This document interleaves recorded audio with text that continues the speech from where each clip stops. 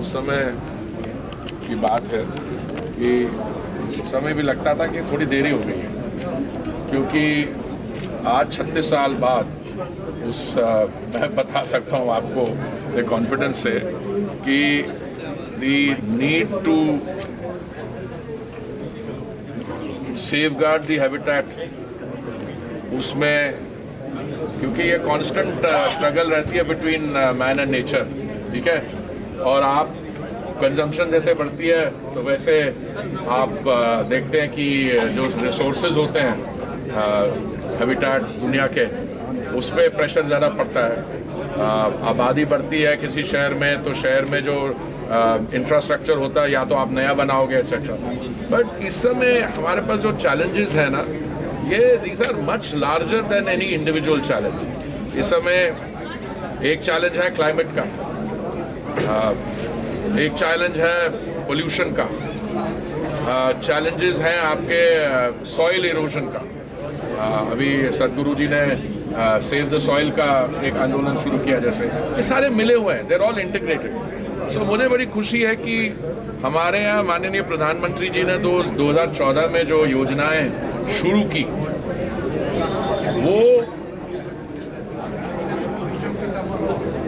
सर्वोदय अंत्योदय कैसे जो विकास के लाभ हैं वो सबसे हमारे जो भाई बहन हैं जिनको इसकी सबसे ज़रूरत है उन तक कैसे सबसे पहले पहुंचाया जाए। और जब संयुक्त राष्ट्र ने भी जब सस्टेनेबल डेवलपमेंट गोल्स पे काम शुरू किया, उसकी भी फिलॉसफी वही थी, टू द फादर्स फर्स्ट। उस समय भी मैंने कहा था कि ये देखिए, हमारे यहाँ तो ये गांधी जी की समय से हमारी जो सोसाइटी की फिलॉसफी है। दूसरा एक होता है कि केंद्रीय सरकार या राज्य सरकारें जो हैं वो योजनाएं बनाएं, कुछ ऐसी जो महत्वपूर्ण जो हमारी रिक्वायरमेंट्स हैं वो तभी सफलता उनको मिलती है जब वो सरकार की योजना जो है एक जन आंदोलन बन जाए। और मुझे लगता है कि इसमें ऑन इश्यूज रिलेटिंग टू स्वच्छता, वो तो बिल्कुल सही है, स्वच्छता पे तो हो गया। दूसरा बाकी भी जो हमारे चैलेंजेस हैं, इन्वायरमेंटल चैलेंज, अब माननीय प्रधानमंत्री जी ने लाल किले से कहा था कि वो सिंगल यूज़ प्लास्टिक पे, देखिए वहाँ पे ज़ोरों से काम शुरू हो गया। अब तो ऐसी बात है कि हमारे में से सही हमारे मंत्रालय में तो अगर आपके जैसे कैमरा वाले खड़े हों और वो प्लास्टिक की वाटर बॉटल हो तो पहले ही छुपा लेते हैं। पहले तो मैं तो आने नहीं देता हूँ, पर ये जब तक ये कॉन्शियसनेस हमारे अंदर से नहीं आएगी, तो इस अवसर पे मुझे बहुत खुशी है कि ये यूनाइटेड नेशंस के साथ हम लोग वर्ल्ड हैबिटेट डे पे कर रहे हैं। उसका इम्पोर्टेंस इज टू हैव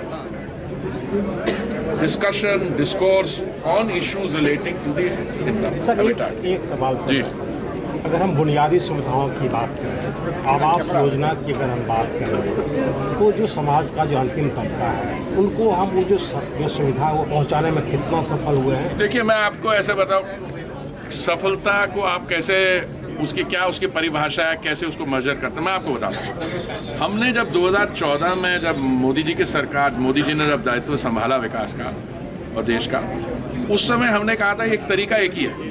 तरीका एक है, आप नहीं कहें कि कितनी ज़रूरत है आवास की, आप राज्यों से पूछें। और राज्यों से हमें पूछा सबसे, उस समय डिमांड असेसमेंट आई 1 करोड़ की, ठीक है। उसके बाद जब योजना जून 2015 में शुरू हुई, 17-18 में लगा कि ये 1 करोड़ कम करने वाला है, पड़ने वाला है। तो हमने क्या किया, हमने फिर स्टेट्स को बोला कि आप इसको रीअसेस करिए। तो रीअसेस करते चक्कर में वो 1 करोड़ से 1 करोड़ 22 लाख आ गए। पर कुछ ऐसा हुआ, कुछ स्टेट्स ने कहा कि हमारी अभी भी पूरी नहीं हुई, पर कुछ और भी स्टेट्स हैं जिन्होंने जो मांगी थी वो कहे कि हमारा लगभग पूरा हो गया है। या ये योजनाएं सिर्फ केंद्र सरकार के नहीं होती। अगर मान लीजिए जैसे अफोर्डेबल हाउसिंग एंड पार्टनरशिप है, उसमें स्टेट गवर्नमेंट को ज़मीन देती है, कुछ कंट्रीब्यूशन केंद्रीय सरकार से आती है, फिर कुछ उनसे आती है, BLC का अलग होता है। तो अब मेरे को लगता है कि अगर 1 करोड़ 22 लाख का आंकड़ा फाइनल है, अगर फाइनल है तो हम पहुंच गए वहाँ पे, क्योंकि 1 करोड़ 22 लाख सैंक्शन हो गया है। उसका मतलब क्या है, उसका मतलब ये है कि अभी तक 1 करोड़ से अधिक ग्राउंड हो चुके हैं, 65 लाख करीब शायद लाभार्थियों को मिल भी गया आवास, और यूपी में खास करके आंकड़ा बहुत अच्छा है। बाकी जगह जो है अभी जो टेक्नोलॉजी हम लोग इस्तेमाल करते हैं, इसकी 18 महीने से 2 साल 24 महीने तक की कंस्ट्रक्शन टाइम होता है। तो मुझे लगता है जैसे ही हम चल रहे हैं ऐसे ही वो जिनको लाभार्थियों को मिल गया उनके आंकड़े बढ़ते जा रहे हैं, और अगले 5-6 महीने में ये बिल्कुल पूरी हो जाएगी।